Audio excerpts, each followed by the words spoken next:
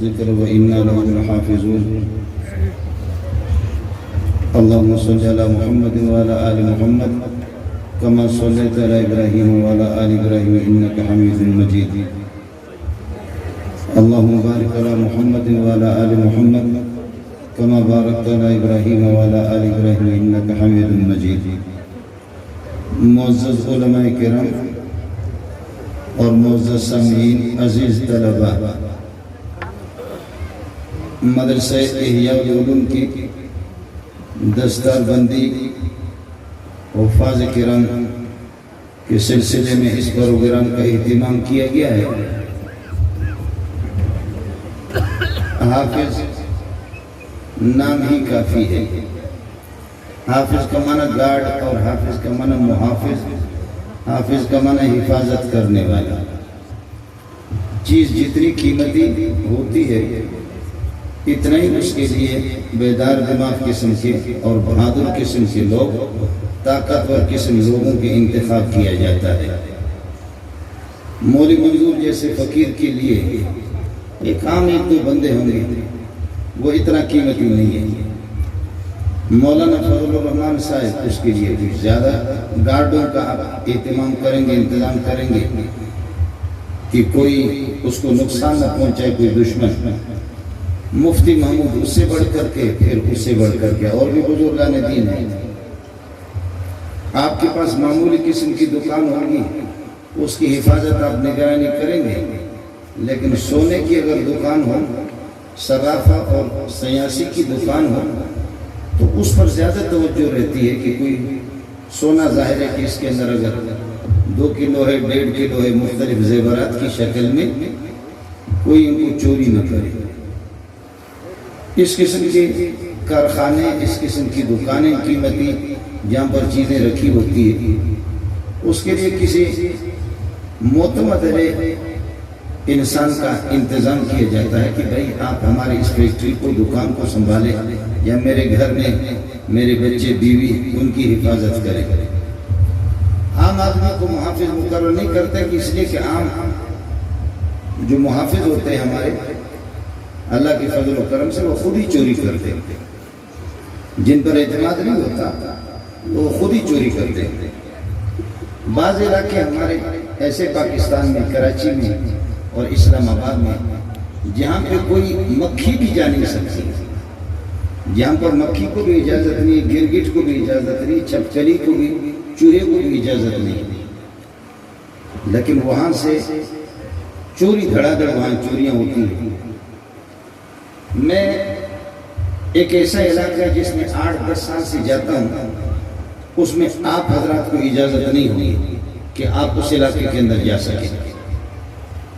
وہ حساس قسم کا علاقہ ہے، اس میں صرف فرشتوں کو اجازت ہوتی، فرشتے جا سکتے ہیں۔ آپ حضرات کچھ اشارہ سمجھا کر فرشتے اس جگہ میں جا سکتے ہیں، باقی کوئی آدمی نہیں جا سکتا۔ وہاں ایک مدرسہ ہے، آپ سمجھے نا، یہ بوٹ اب تو سمجھ میں آ گیا، بوٹ والا علاقہ ہے۔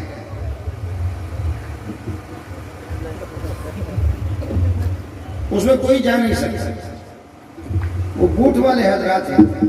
آپ میں سے کسی کو اجازت نہیں ہوگی۔ اس کے اندر ایک مدرسہ، بڑا مدرسہ بنا ہوا ہے۔ اس مدرسے پر انہوں نے بڑا زور لگایا کہ اس مدرسے کو ختم کرے، لیکن وہ مولوی بڑا تگڑا تھا۔ مولوی صاحب کی جب وہ چھاونی بنی نہیں تھی اور وہ فوجی علاقہ وہ بنا نہیں تھا، اس سے پہلے کہ اس کی مسجد تھی، اس کا مدرسہ تھا، اور جب فوجی چھاونی بن گئی تو اس میں ہمارے حضرات آ گئے، فوجی حضرات۔ تو اب اس میں ظاہر ہے کہ مدرسہ اور طلباء کا ہونا، طالب علم پتہ نہیں قدرتی طور پر ایسی چیز ہے کہ ہماری داڑھیوں سے بھی لوگوں کو نفرت ہے اور ڈر لگتا ہے، اور یہ جو ہماری کالی پگڑی ہوتی ہے، اس کو دیکھ کر کے بعض لوگوں کا کھڑے کھڑے پیشاب نکل جاتا ہے۔ اب خدا جانے، ہمیں خود پتہ نہیں ہے کہ کیا ہے، لیکن آپ یقین کریں کہ ایئرپورٹوں پہ جاتے ہیں یا کہیں بھی جاتے ہیں، یہ کالی پگڑی دیکھ کر کے برا حال لوگوں کا ہوتا ہے۔ ابھی بھی آگے ہمارے بھائی مولانا نصیب صاحب کی پگڑی نہیں تھی، اس کو جلدی کلیئر کر دیا ایئرپورٹ پہ، وہاں کراچی سے۔ مولوی باقی میرے ساتھ تھے، اس کی پگڑی بھی نہیں تھی، لیکن میری پگڑی تھی، انہوں نے کہا مولانا یہ اٹھاؤ، تو میں نے اٹھایا، خدا خیر کرے، اس کے بعد پتہ نہیں کس چیز کی نمبر ہے پگڑی میں نے اٹھا دی، ہاتھ اوپر کرو، کر لیا جی اوپر. تو یہ قدرتی بات ہے کہ یہ پگڑی اگر کسی مردے کے سر پر آپ رکھیں گے اس سے بھی لوگ ڈریں گے کہ یہ زندہ ہے. مردے کے سر پر اگر آپ رکھیں گے اس سے بھی لوگ کو ڈر کرتے ہیں. تو طلبہ سے اور علماء سے قدرتی طور پر ان کا ایک روب ہے.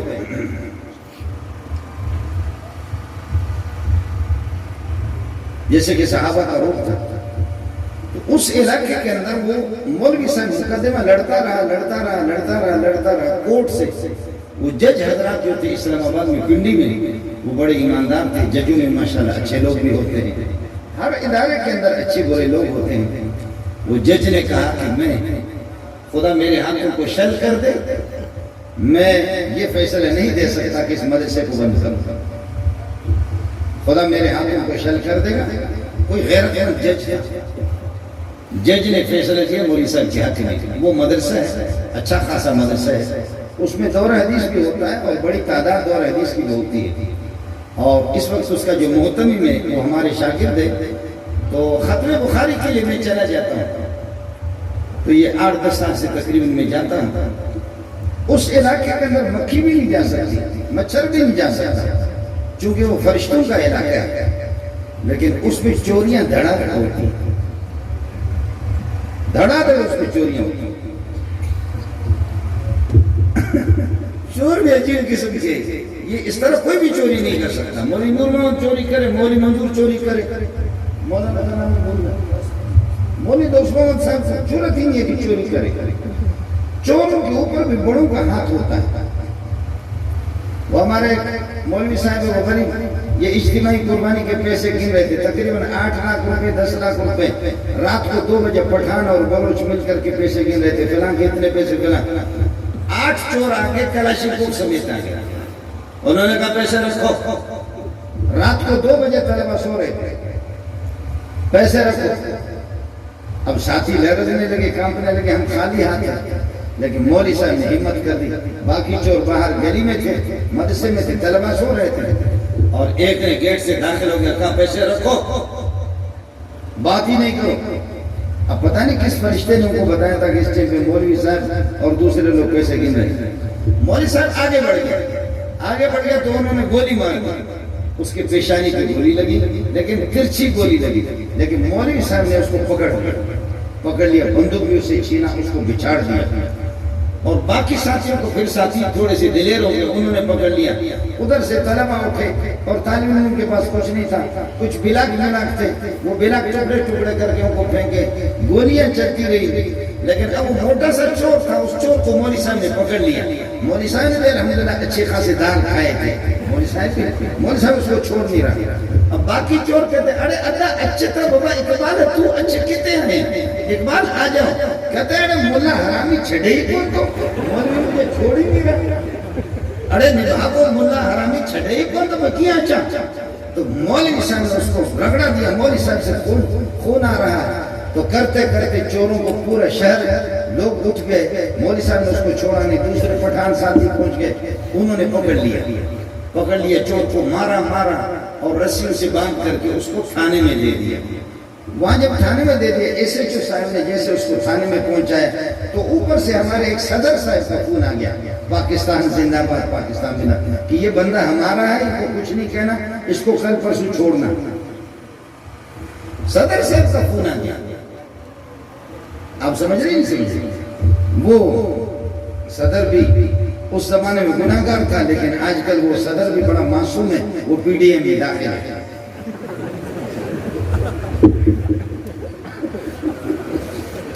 آپ کو سمجھ نہیں ہے؟ کچھ تو سمجھا کرو نا. اس وقت وہ صدر گناہ کبیرہ کا مرتکب تھا، لیکن اس وقت اس کے صغیرہ بھی معاف ہو گئے. آج کل وہ معصوم ہے. اگر آپ علیہ الصلوۃ والسلام پڑھ سکتے ہیں تو ابھی وہ اس میں آ گیا. تو یہ جو انہیں میں نے عرض کیا کہ قیمتی چیز پر خود یہ جو صدر ہوتا ہے، وزیر اعظم ہوتا ہے، یہ بڑے بڑے مولوی ہوتے ہیں، ان کے پیچھے آگے پیچھے گن مین ہوتے ہیں. اور لیکن اس کے باوجود پھر بھی میرے پاس ہوتے 5-6 گن مین ہوتے، پولیس والے 4-5 پولیس میں انہوں نے مجھے دیے، میرے اپنے لڑکے بھی ہوتے. تو جب ہم کسی دعوت میں جاتے ہیں میں لوگوں سے کہتا ہوں خدا کے لیے ان کو پہلے کھانا کھلاؤ، ان کو پہلے کھانا کھلاؤ. ایسا نہ کہ الو کے پٹے خود ہمارے گدی میں گولی مارے کہ نامعلوم گولی لگ گئی، نامعلوم گولی آ گئی. دشمن فرار ہونے میں کامیاب ہو گیا، دشمن فرار ہونے میں. اعتماد جن پر ہوتا ہے، یہ فوجیوں کو ہر ایک کے ہاتھ میں وہ بندوق دے کر کے اس کو ڈی ایس آر ہے یا کوئی فوج کا کوئی جنرل ہے یا کوئی بریگیڈیئر ہے، ہر فوجی کو اس کی نگرانی کے لیے نہیں چھوڑتے. ان فوجیوں کو چھوڑتے ہیں جن پر اعتماد ہوتا ہے. ایک ایک افسر ہوتے بڑے بڑے بڑے بڑے، لیکن مانو یا نہ مانو آپ کی مرضی ہے. خدا کو نہ فوجی پر اعتماد ہے نہ تمہارے صدر پر اعتماد ہے. خدا کو نہ تمہارے سرمایہ دار پر اعتماد ہے نہ تمہارے سردار پر اعتماد ہے. خدا کو نہ تمہارے چودھری پر اعتماد ہے نہ تمہارے وڈیرا پر ہے، نہ تمہارے پراپرٹی اور جائیداد کے مالک پر اعتماد ہے. کائنات کے اندر آسمان کے نیچے سب سے زیادہ قیمتی چیز قرآن ہے. اللہ نے ان معصوموں کے دل میں رکھا ہے. صدر کو اللہ نے فارغ کر دیا. حافظ کا معنی ہوتا ہے گارڈ کے، حافظ کا معنی ہوتا ہے محافظ کے. یہ خدا کا دین ہے. اللہ نے اس کا، ہمارے بہت سے مولوی بھی ہوں گے یہاں پر بیٹھے ہی ہوں گے، وہ حافظ قرآن نہیں ہے، وہ حافظ قرآن نہیں. ہمارے ایک مولوی صاحب کہتے ہیں کہ حافظ ہونا کوئی فضیلت کی چیز نہیں ہے. وہ خود حافظ نہیں ہے تو یہی کہے گا. کہتے ہیں کہ حافظ بننا کوئی فضیلت کی چیز نہیں ہے. جی وہ فضیلت کی چیز نہیں ہے. وَعَلَّمَكَ مَا لَمْ تَكُنْ تَعْلَمْ وَكَانَ فَضْلُ اللَّهِ عَلَيْكَ عَظِيمًا مَا كُنْتَ تَدْرِي مَا الْكِتَابُ وَلَا الْإِيمَانُ وَلَكِنْ جَعَلْنَاهُ نُورًا نَهْدِي بِهِ مَن نَّشَاءُ مِنْ عِبَادِنَا وَلَكِنْ جَعَلْنَاهُ نُورًا نَهْدِي بِهِ مَن نَّشَاءُ مِنْ عِبَادِنَا. یہ سورج نور ہے. جب سورج طلوع ہوتا ہے، آپ کے اگر زیر خانہ ہے کوئی، پردے لگے ہوئے، دروازے بند ہے، سورج کی روشنی نہیں آئے گی، سورج کی روشنی نہیں آئے گی. لیکن اگر ایک کھڑکی کو کھولیں گے کچھ روشنی آئے گی، ساری کھڑکیاں کھولیں گے اور روشنی آئے گی، دروازے کھولیں گے، پردے ہٹا دیں گے اور روشنی آئے گی.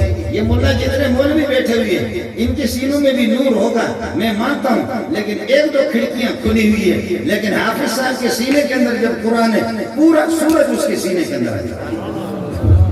اس سے بڑا خدا کی قسم کوئی نور نہیں ہے. یہ سورج جا کر کے فیل ہو جائے گا، رات کو اس کی روشنی نہیں رہتی. لیکن قرآن کی روشنی ایسی ہے، رات کو بھی ہے، دن کو بھی ہے، بر و بیابان کے اندر بھی ہے. اس کی مرضی ہے خدا تعالیٰ جس کو دے دے. میں ملا ہوں، میرے بچوں کے اندر وہ صلاحیت نہیں ہے. ہم لوگ مولوی کو لوگ بڑے بڑے مولوی ہوتے ہیں، ہمارے نام اتنا بڑا ہوتا ہے، لیکن ان مولویوں کو بچوں کو بھی میں نے دیکھا ہوتے بعض ان میں حافظ، لیکن ان میں صلاحیت نہیں ہوتی. بعض بچے اس طرح قرآن پڑھتے ہیں، حافظ ہوتے ہیں اس طرح قرآن پڑھتے ہیں کہ میں مولوی منظور ماتم کرتا ہوں کہ اللہ بھیک میں مانگ رہا ہوں. 2000-2500 طلبہ میرے پاس ہیں، لیکن یہ کہ سب کے لیے اخراجات کا انتظام بھی میں کرتا ہوں، استادوں کے تنخواہوں کا انتظام بھی کرتا ہوں.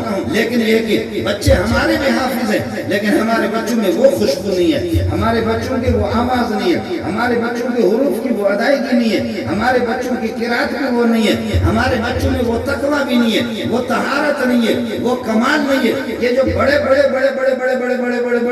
جتنے بھی مولوی آپ کو ملیں گے، بہت کم ہی ان کے بیٹوں کے اندر یہ صلاحیت ہوگی.